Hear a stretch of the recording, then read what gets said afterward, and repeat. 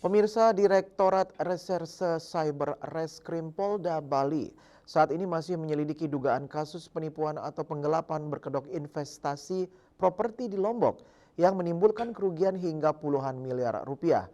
Sementara kasus yang dilaporkan puluhan warga asal Australia masih masuk dalam kategori dumas atau pengaduan masyarakat.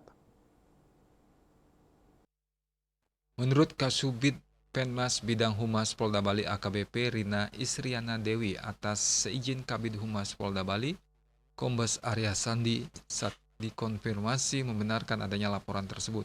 Terkait dugaan penipuan atau penggelapan pada sebuah proyek properti berlokasi di Pantai Pengantap, Sekotong Tengah, Lombok Barat, Nusa Tenggara Barat yang diduga menyebabkan kerugian 7,37 juta dolar Australia atau setara sekitar 86,5 miliar. 5 pihak yang diadukan terkait pemasaran proyek yakni PT BREI, PT MBI, AJC, JC, dan CN.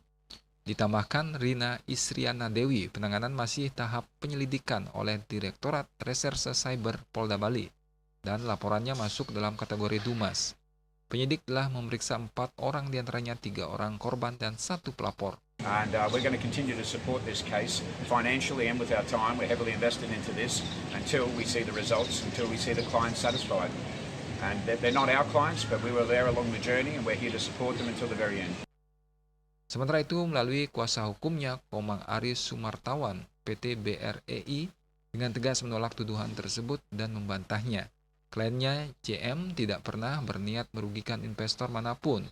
Sebaliknya, sejak awal telah menginvestasikan waktu, tenaga, reputasi, jaringan bisnis, serta dana pribadi yang sangat besar demi memastikan proyek tersebut dapat berjalan dengan memberikan manfaat kepada seluruh pihak yang terlibat. Jumlah dana yang diterima oleh MBI dan BREI berada pada kisaran 3 juta dolar Australia. Maka para pelapor perlu menjelaskan kemana mereka menyetorkan uangnya. Perbedaannya yang sangat signifikan tersebut menimbulkan pertanyaan yang sangat mendasar. Pada prinsipnya kami menolak tuduhan tersebut karena kan saat ini klien kami perlu melihat perspektif lebih dalam.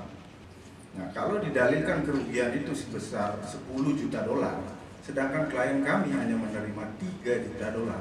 Pertanyaan saya 7 juta dolarnya kemana? Rais Wantara, Bali TV.